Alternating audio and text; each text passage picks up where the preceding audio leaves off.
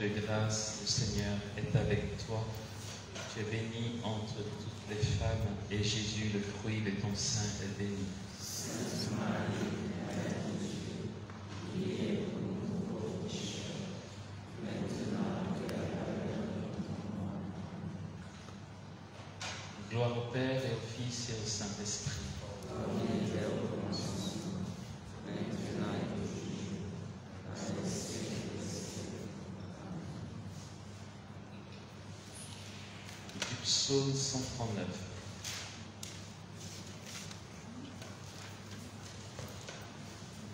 C'est toi qui m'as formé les reins, tu m'as tissé au ventre de ma mère.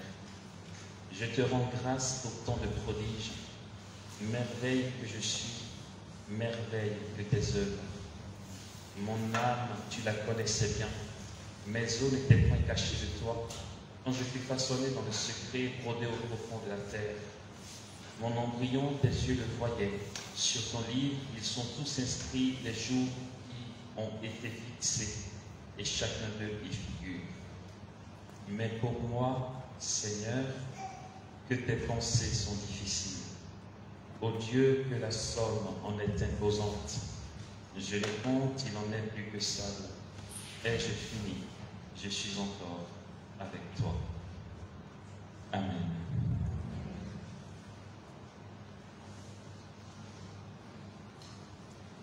Prenons le cas de celui qui choisit l'image du Sacré-Cœur qui lui plaît. Quand il va faire oraison, il va s'imaginer cette même image. Et il va rester avec cette image. S'il lui vient des mots d'amour pour Jésus, qu'il ne s'en empêche pas. Il peut dire, Jésus, j'aime ton cœur sacré. J'aime la douceur dans ton regard. Tu es beau, Jésus. Je t'aime. On est bien d'accord que ce n'est pas le lieu pour nous de venir donner nos intentions. Ça, c'est dans la conclusion. L'oraison, c'est un temps de cœur à cœur, un temps d'amour, un moment que je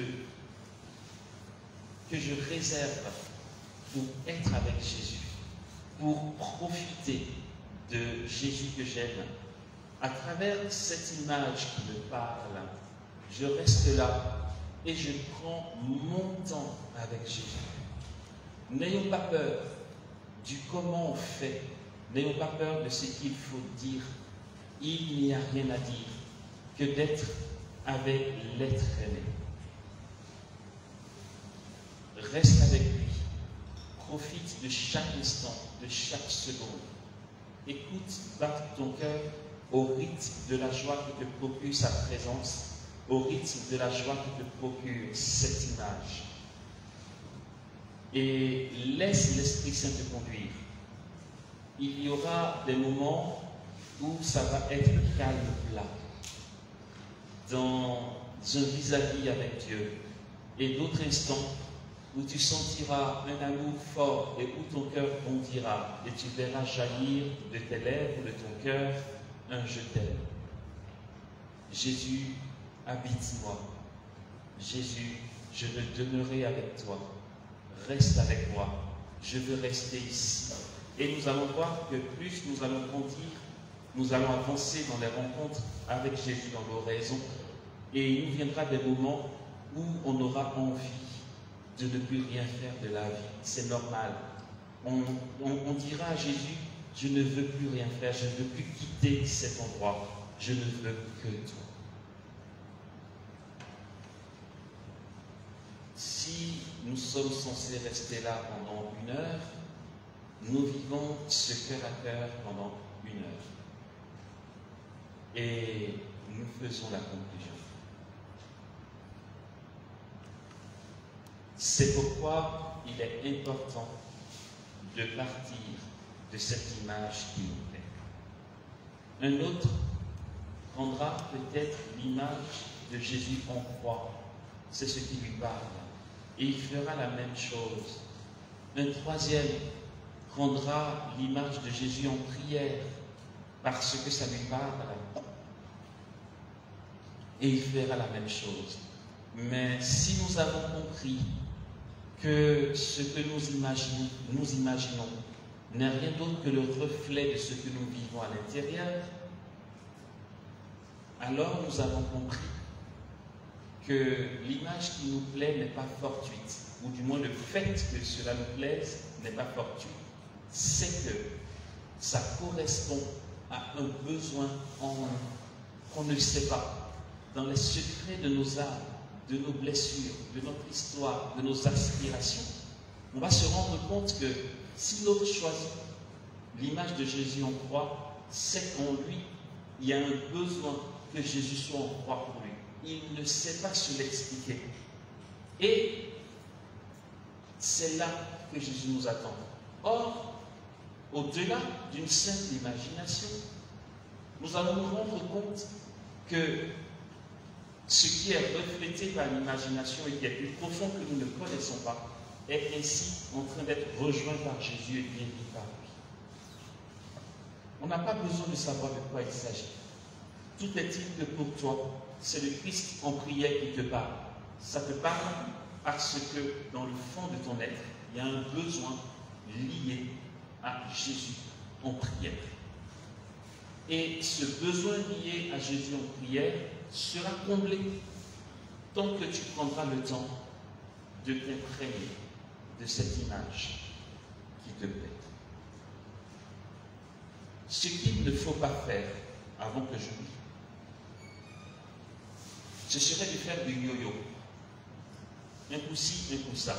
Je m'explique.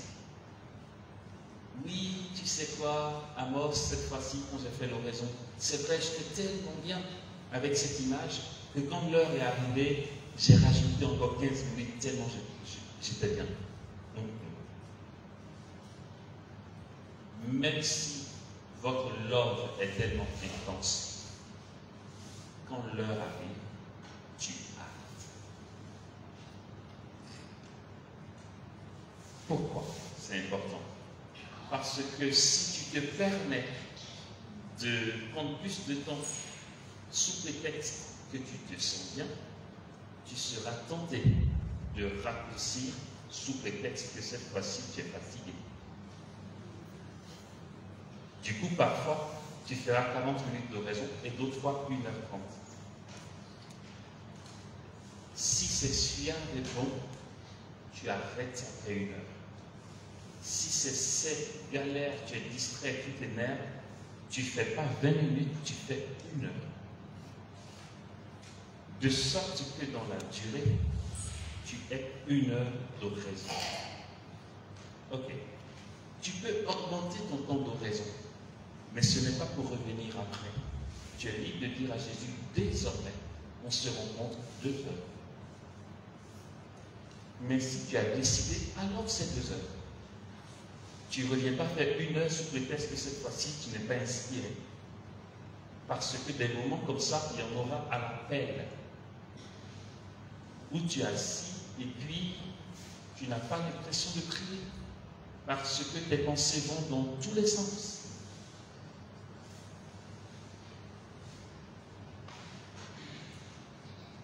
Je profite pour parler aussi de distraction avant de continuer notre parcours. Tout le monde est en proie à ça, la distraction pendant la prière. Ok? Et bien vite, on déduit que notre prière aujourd'hui n'était pas bonne. Ouais, moi j'ai arrêté l'oraison parce que je suis trop distrait, mes pensées vont dans tous les sens, alors je me suis dit, à quoi bon? C'est un piège. Il ne faut pas rêver notre temps d'oraison. Il ne faut pas croire que l'oraison est un moment sans distraction. Ça n'existe presque pas. Je dis presque pas parce que pour ceux qui vont continuer, on parviendra, et c'est le cursus pour tout le monde, on parviendra à ce que Thérèse d'Avila va appeler le recueillement surnaturel. C'est un peu l'exemple que j'ai donné tout à l'heure, où je m'assois à 12h30 et quand j'ouvre les yeux, il est 5h45, je n'ai pas vu le temps passer. Ça s'appelle le recueillement surnaturel. On y parvient. D'accord? Dans ces moments-là, il y a des distractions aussi, mais il y en a très peu. Mais absence de distraction, ça n'existe pas. Il ne faut pas nous faire avoir par un courant New Age de méditation transcendantale. Ce sont les méditations transcendantales qui nous font croire qu'on peut faire le vide en nous pour rester concentré. Ce n'est pas ce que Jésus nous demande. La nature a horreur du vide. Dans la création, il n'y a pas de vide. J'en parlais dernièrement avec ma grande sœur qui était surprise quand je lui ai dit l'avion qui décolle que tu vois là-haut, là. L'avion ne tombe pas parce qu'il est posé sur le vent. Elle me dit, quoi? Oui. Pourquoi on parle de trous d'air et de zones de turbulence? C'est qu'il y a des zones où dans le mouvement, surtout quand il y a des tempêtes, le vent tourne, il y a des zones où l'avion fait ça. C'est que quand il est stable, il est posé sur le vent. Il n'y a pas de vide dans la nature. Et dans la vie spirituelle non plus, il n'y a pas de vide. Comme il n'y a pas de vide, toute méditation qui te propose de faire le vide en toi est en train de t'exposer à des infestations du démon. Comme il n'y a pas de vide, si tu veux faire le vide, tu es obligé de chasser Dieu. Soit il y a Dieu, soit il y a le vide. Faire oraison, ce n'est pas faire le vide. C'est justement occuper toutes nos facultés à aimer Jésus. Les méditations transcendantales vont nous parler de faire le vide en soi. Le bouddhisme, les sciences de méditation asiatique, etc. C'est une illusion. Certains vont dire, mais moi j'y arrive. Mais quand tu fais le vide, c'est qu'il n'y a pas Dieu. Et comme il n'existe pas de vide, s'il n'y a pas Dieu, qui vient? Il y a un autre. En fait, lui, franchement, le mec, il me saoule. On ne l'a pas invité. Non, mais sérieux, tu t'ennuies ou quoi? Je ne t'ai pas invité. Le gars, il s'impose. Beaucoup ne savent pas de qui je parle. Non, mais parfois, il nous colle tellement au train que j'ai envie de dire, mais lâche-nous les baskets, enfin.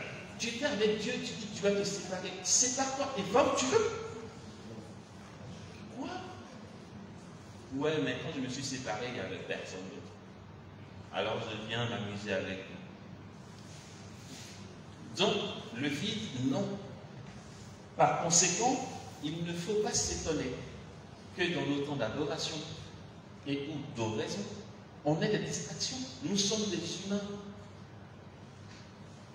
Jésus n'attend pas que Pauline vienne l'adorer comme Saint Michel Archange l'adore au paradis. Jésus connaît Pauline. En fait, on n'a rien à lui prouver que de lui dire je passe du temps avec toi. On ne vient pas faire notre joli cœur. Ça ne marchera pas, il te connaît, il connaît tes crasses. Il t'a vu naître, c'est lui qui t'a conçu dans le sein de ta mère, il t'a vu naître, il sait ton parcours, il sait ton caractère, il sait que tu es Miss stressé, il sait que tu es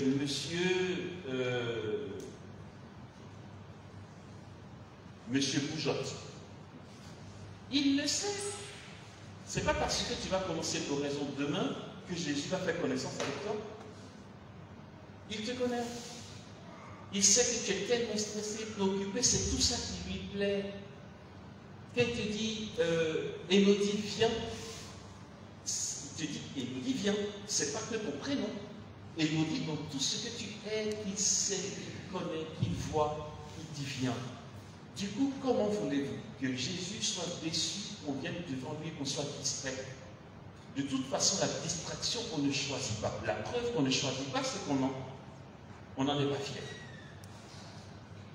Or, le truc de la distraction, quand tu te rends compte que tu es distrait, c'est que tu es déjà dedans. Non, tu vois. Si à la rigueur, Tu avais un logiciel qui te faisait bip, attention, arrivée de distraction. Tu aurais eu le choix de dire annuler ou supprimer. Mais quand tu es distrait, tu es déjà dedans. Et vas-y me faire croire que Jésus t'en veut parce que tu as été distrait. Tu as vécu quelque chose qui n'est pas de toi, qui n'est pas de ton fait. Comme ceux qui disent, ouais, quand je fais oraison, je dors. Ok, parlons cash, mon gars. Si tu mets ton oraison entre 3h30 et 4h30 du matin, la nuit est faite pour dormir. Ne sois pas surpris que tu dormes. Ok, même si tu l'as mis à 14h ou 11h, si tu as vécu une nuit stressée ou tu n'as pas bien dormi, tu vas dormir. C'est la nature. Et si tu t'endors, Jésus n'en est pas vexé. Il te connaît.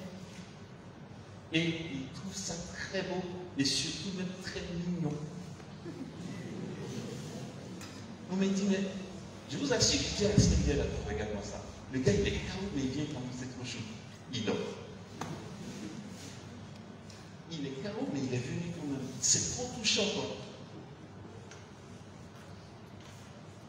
Tu es là, tu travailles sur ton ordinateur tard la nuit parce que tu as du boulot à rendre le lendemain. Ton fils sort de la chambre, les yeux gonflés. Tu lui dis, va te coucher, maman, je vais être avec toi. Allez, viens. Il vient et puis 2 secondes après, il tombe de sommeil. Tu es fâché? C'est mignon. Le gars, il a sommeil, il est fait avec maman. Tu trouves ça trop touchant? Tu te sens aimé par ton fils. Magnifique. C'est pareil pour Jésus. Thérèse de l'enfant Jésus dira. Thérèse de l'enfant Jésus, c'est Madame, culpabilité et scrupule.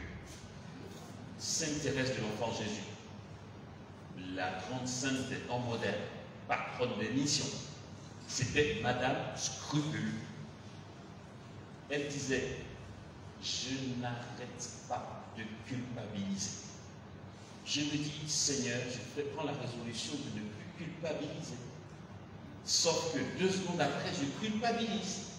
Et après avoir culpabilisé, je culpabilise d'avoir culpabilisé. Thérèse de Lisieux. Et elle s'en voulait quand elle voulait adorer Jésus et que malgré elle, elle dormait. Elle s'en voulait chaque fois. Jusqu'à ce que Jésus lui parle, Jésus lui a fait comprendre par le Saint-Esprit ceci. Elle dit, ah, j'ai compris que quand je dors, ça ne me dérange pas. Bien au contraire, dit-elle, le chirurgien, pour mieux opérer son patient, est obligé de l'endormir. On est tellement agité, même dans notre Jésus, je t'aime, Saint Jésus, je t'aime calculé selon notre compréhension. C'est beau, hein? Il ne s'agit pas non plus de venir dormir, placer le matelas, placer le drap. Tu viens adorer. Si malgré toi tu t'es endormi, Jésus en profitera pour tisser les choses. Parce qu'il sait que sur Amos, il est trop agité. Tant qu'il ne dort pas, limite même quand je m'endors, il dit, yes, il commence à dormir. On va pouvoir placer des trucs. Parce qu'il est trop agité. Il ne faut pas s'en soucier. Frères et sœurs, retenons ceci. Tout ce qui ne dépend pas de nous n'est pas nous. Tu sens tes yeux qui se ferment. Comme dirait quelqu'un, tu peux prendre l'homme le plus musclé du monde et le plus fort du monde.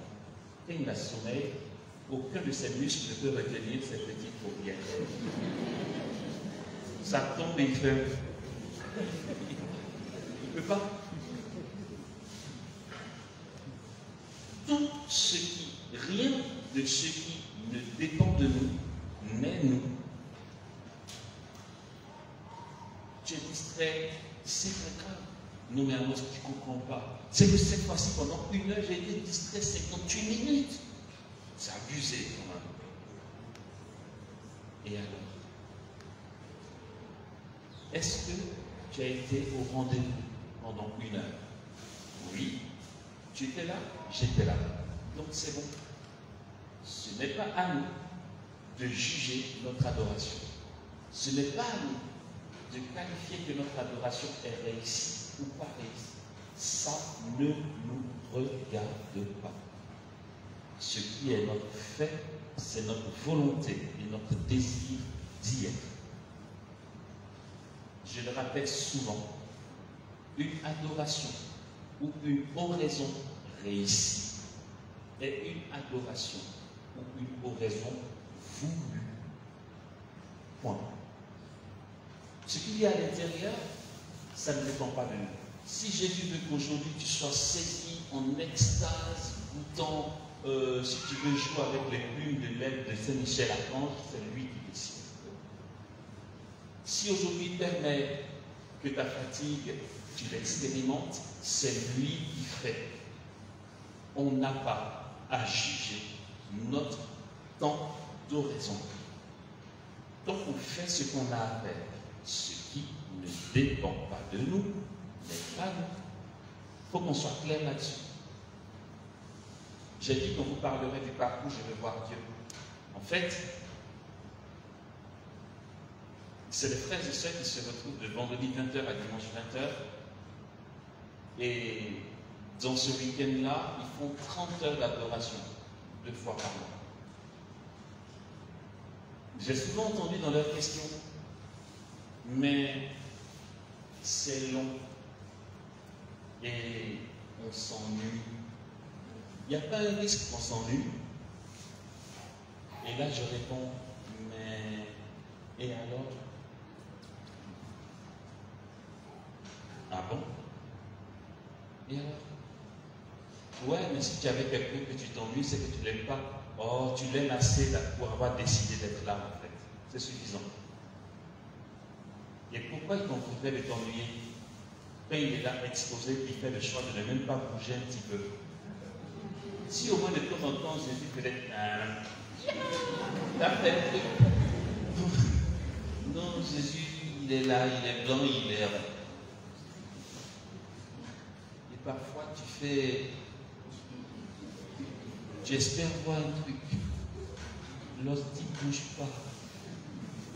Et là, tu te dis, mais qu'est-ce que je fais ici? Et le sentiment d'ennui, voire même le sentiment d'absurde, c'est un bel état. Oh, moi, je t'exagère. Non, mais sérieux. Ok. Donc, il reste combien de temps? Ça, c'était mon vite. 23 minutes. 23 minutes? Ok. Il y a un aîné dans la croix, je peux le nommer parce que franchement ce mec il est génial, c'est un témoignage pour notre temps. Le père Nicolas Buté, il est fondateur d'une communauté en Suisse qu'on appelle Eucharistie. Dans le temps là-bas, ça fait quand même de bonnes années, il nous donnait son témoignage. Sa communauté Eucharistie, c'est vraiment comme dit le mot, c'est l'Eucharistie. C'est le sens de leur, en fait, c'est leur vocation centrale, d'adorer l'Eucharistie. Et c'est lui qui nous parlait de cette méthode. Il dit, les meilleurs temps d'oraison où les grâces grandissent en nous sont les moments d'oraison, d'adoration où nous sommes largués. C'est plus béni que quand tu as le contrôle, que c'est suave et que tu goûtes Dieu. Ah bon? Autant être largué alors. Et il nous répondait, dans sa communauté, le Saint-Sacrement est exposé 24 heures sur 24. Et vous savez que liturgiquement, si Jésus est exposé, il faut forcément qu'il y ait quelqu'un devant. Ça veut dire que 24 heures sur 24, il y a toujours quelqu'un devant le Saint-Sacrement dans sa communauté. Il nous disait, on aurait pu se relayer toutes les heures. Il dit c'est stratégique. Dans sa communauté, quand un frère vient pour son temps d'adoration, ce n'est pas 1 heure, c'est 3 heures. Après 3 heures, il vient prendre le relais. Il dit pourquoi? Il dit c'est que dans la première heure, tu as dans ta mémoire, dans ta volonté, dans ton désir de Dieu, toutes les méthodes que tu as apprises, comment on fait, tout ce que tu as appris, tu maîtrises. La première heure. La deuxième heure, nous disait-il, tu commences à fatiguer. mais tu ne veux pas lâcher le morceau. Donc tu fatigues, mais tu bagarres pour faire ça bien. Tu bagarres tellement que, dit-il, la 3e heure, tu attends que ça passe. Il dit c'est la 3e heure qui est la meilleure. Du coup, même si tu fais ta première heure que tu es juste là comme ça, t'inquiète pas. C'est pour nous ça. Non, nous allons comprendre qu'en fait, c'est pour tout le monde l'oraison. Non, mais Amos, c'est pas comme ça, c'est parce qu'il ne me connaît pas. En fait, moi, je ne peux pas tenir sur place, Amos. Donc, du coup, rester 1 heure, là, ça fait que je bouge tout le temps. Je fais comme ça, je fais comme ça. C'est pas grave, fais. Parce que si tu es comme ça, Jésus te connaît comme ça. Et quand il veut que tu viennes à sa rencontre, il n'a pas envie que Monique l'adore comme Paul l'adore. Nous ne sommes pas des clones. Chaque saint a son histoire. Nous sommes uniques devant Dieu, avec des relations uniques avec Jésus. Tu as un rayonnement unique. Et oui, c'est Monique que Dieu veut. Monique qui ne tient pas en place, oui, là Jésus sait que c'est l'adoration de Monique et non pas l'adoration de Paul. Quand Paul va arriver, Jésus saura comment ça va se passer. Il dira au Saint-Esprit, ah là c'est Monique, tu vas voir, ça va bouger dans tous les sens. Il sait déjà. C'est qui après? Paul. Ah oui, avec Paul c'est cool, tu sais, le mec, il se joue des moines tout le temps, mais c'est pas grave, on lui pardonne.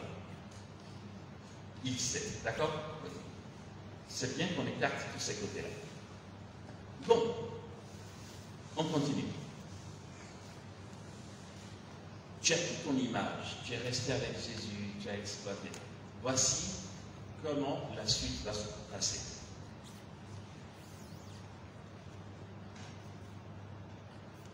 D'oraison en oraison, tu vas voir que l'image que tu as choisie sera caduque. Ton image du Sacré-Cœur que tu as toujours aimé, c'est caduque. Tu viens, tu te représentes cette image et puis ça ne te parle plus vraiment. Non. C'est comme si, allez, c'est bon, j'ai trop exploité. Non, je vais changer un peu d'image. Comme une envie d'originalité. Mais on pense que c'est juste l'envie de changer. Non. Le travail qui est en train d'être fait en toi, tu n'imagines même pas sa portée. Si tu veux changer le Jésus Sacré-Cœur, c'est alors que tu as franchi une étape énorme. Jésus vient de combler tout ce qui en toi avait besoin de ce Jésus Sacré-Cœur.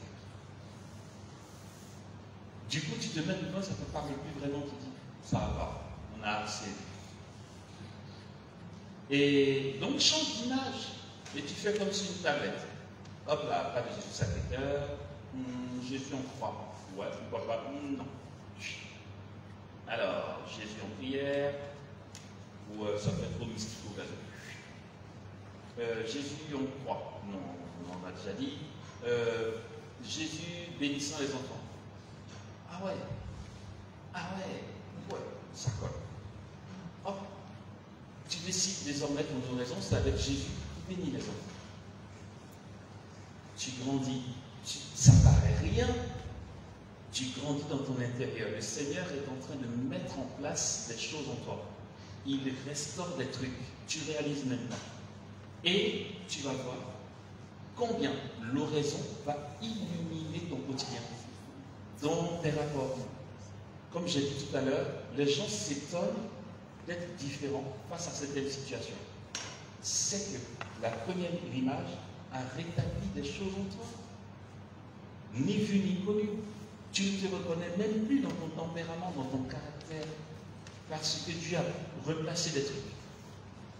Ok, tu es avec Jésus qui bénit les enfants, tu fais un certain temps avec, peut-être 1 mois, 2 mois, en général 2 mois ou plus. Et puis ça finit. Et puis hop, tu changes d'image. Tu en prends une autre. Et vous allez voir que des changements d'image en changement d'image, il arrivera un moment où aucune peinture qui existe ne te parlera plus.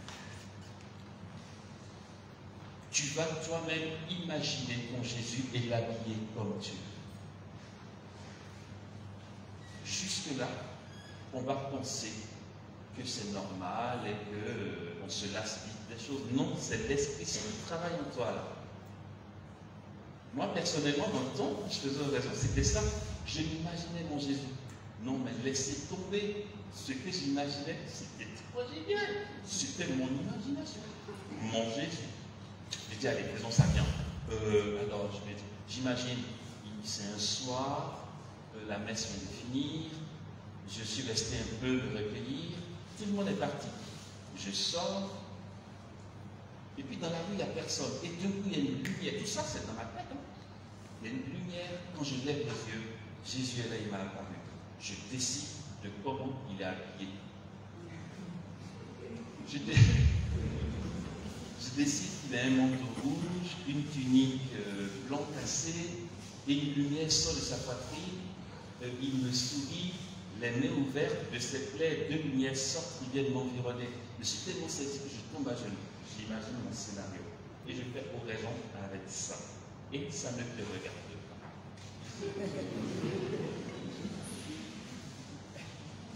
Et je faisais ça. Parfois, j'étais là, j'imaginais, allez, je lève les yeux, je vois les cieux s'ouvrir. Et Jésus qui me montre son cœur sacré. Et je trouve ça trop bien. En fait, tu n'imagines pas un truc que Jésus pourrait faire pour toi qui te plairait. Mais vas-y, tu imagineras ça. Et moi, je suis là, je fais raison avec ça. Et puis, j'avais de super belles images. Mais on pense que c'est nous qui sommes inventifs. C'est l'Esprit Saint qui agit sur notre imagination. Rappelons-nous, imaginer, l'imagination, c'est la capacité que l'on a de mettre en image ce que l'on vit autrement. Si l'Esprit Saint est capable de te faire imaginer ça, c'est que ce que tu vois a un écho en toi. Et je vais vous montrer à quoi aboutit ces différentes étapes dans l'oraison. C'est que, donc j'ai commencé l'oraison à 18 ans. Et puis, on s'en fout des détails, mais dans ma paroisse, j'ai été responsable du groupe de prière des jeunes du renouveau charismatique. On priait les vendredis soirs. Moi, je faisais oraison. Ça faisait un moment que j'étais dans les étapes d'imagination. Et puis un jour, j'ai dû faire oraison. Non, là, c'est majestueux, c'est royal, c'est... Non, génial. Je viens faire oraison. Allez, je vais imaginer Jésus devant moi. À peine j'y pense que je vois Jésus devant moi. Et là, par quel chemin, comment, pourquoi, j'en sais rien. Sauf que là, c'est différent. L'Esprit Saint me convainc que ce que je vois n'est pas l'imagination, mais que Jésus est réellement là, comme ça. C'est une certitude en moi. Je ne sais pas l'expliquer, j'en suis certain, convaincu. Et je fais oraison dans la certitude que Jésus est vraiment là, comme ça. Et que c'est plus quelque chose que j'imagine, c'est vraiment la manifestation de Jésus. Et j'ai fait oraison comme ça. Et regardez, il y a eu un temps où j'ai beaucoup usé du charisme de lecture des cœurs. Ça commençait comme ça. J'étais au groupe de prière du renouveau charismatique un vendredi soir. On a les yeux fermés, on est dans un chant méditatif d'adoration et tout. Et là, pouf, Jésus est là. Comme quand je fais oraison. Il est au milieu de nous. Sauf que je suis convaincu qu'il est vraiment là et qu'il est vraiment en train de faire ça. J'ouvre les yeux parce que ça me percute. Okay? Mais à cette étape-là, que tu ouvres les yeux, que tu fermes, tu vois la même chose. Et je referme les yeux et je vois Jésus. Il passe. On est assis en rond. Il passe. Il nous bénit. Il sourit à chacun, à certains. Il prend nos mains, il bénit. Jésus passe. Et moi, les yeux fermés, j'assiste à ça. Comme si je faisais oraison, sauf que là, j'ai la certitude que c'est vrai. Il passe, il me dépasse, il va vers ici. Sauf que je sais qui est où en fait. Et je vois Jésus s'arrêter devant une paix.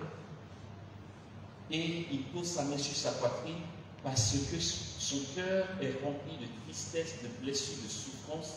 à cause d'un événement qu'elle a vécu le jour même chez elle. Tout ça en moi, ça me trouble. Et j'ai dit, ne fais pas de bêtises, c'est dans ta tête. Sauf que c'est tellement fort que c'était la première fois de ma vie que j'ai donné une parole de ce genre. Je savais devant qui il s'était arrêté. Je savais de qui il s'agissait. Mais je n'osais pas dire toi. Alors j'ai fait vague. J'ai dit, il y a une personne parmi nous, pendant le temps de méditation, que Jésus est venu consoler. Aujourd'hui même, tu as vécu ça dans ta famille, ça, tu étais très triste et tu peux constater qu'à tel moment précis de la prière, tu as eu une consolation et tout. Je le disais comme ça. Je me suis dit, où est-ce que vraiment il va confirmer? Après, j'ai dit, ça va, ça aurait pu être quelqu'un d'autre qui dit, c'est moi. Exactement, elle lève la main et elle commence à pleurer. J'étais là, oh wow. Donc, Jésus, tu étais vraiment. Et du coup, après, ça s'est continué. C'est que je pensais que c'était des paroles de connaissance immédiate, mais non. C'était des lectures de cœur. Et je voulais être honnête, mais je trichais sans le vouloir. Parce que dans les paroles de connaissance immédiate, on dit, il y a une personne dans l'assemblée qui a mal à l'orteil. Ça a commencé depuis 3 semaines où tu as mis un vernis rouge bord. Et ça commence à te faire mal, tu n'arrives plus à marcher. Si tu te reconnais, tu viens. Ça, c'est la parole de connaissance immédiate. Et puis on cherche qui ça peut être. D'accord? La lecture des cœurs, c'est différent. La lecture des cœurs, tu vois les frères et tu sais ce qu'il dit. Et moi, ça m'arrive dans l'assemblée. Je vois quelqu'un et je sais. Et du coup, c'est pour ça que je trichais sans le vouloir. Je ne savais pas que ça s'appelait la lecture de cœur. Je pensais que c'était la parole de connaissance immédiate. Et je voulais faire comme les autres. Et du coup, je disais sans regarder la personne. Parce que je la voyais. Et je tournais mon regard ailleurs en disant, il y a une personne ici qui a mal à la tête. Et quand la personne ne vient pas, je donnais des précisions. Mais arrête de donner des précisions, tu la vois. Je partais jusqu'à dire, tu as une chemise à rayures blanc et noir, tu t'es fait des tresses, en ce moment tu as la main comme ça, tu t'agites. On va dire, wow, c'est précis. Mais je me sentais mal parce qu'en fait, ce n'est pas que c'est précis, c'est que je vois la personne. Mais je voulais faire comme tout le monde. Et mon accompagnateur spirituel m'a dit, non, c'est la lecture des cœurs. Donc arrête de vouloir faire comme tout le monde. Tu vas voir la personne fâche et tu lui dis,